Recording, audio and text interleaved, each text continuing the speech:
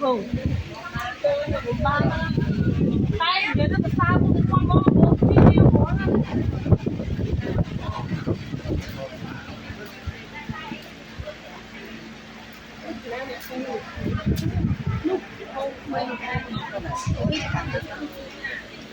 phù hộ lại cái như chưa cho thợ đàn đầu mai canh ha hộ lại em đi trà nó nên hào tại đây nó đâu sẽ nó khai mình lên san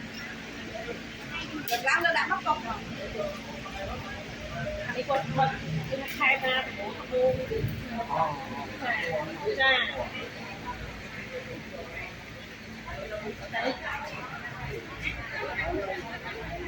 thì quá mình gọi để trên nhau mình phân đi được hàng chia sẻ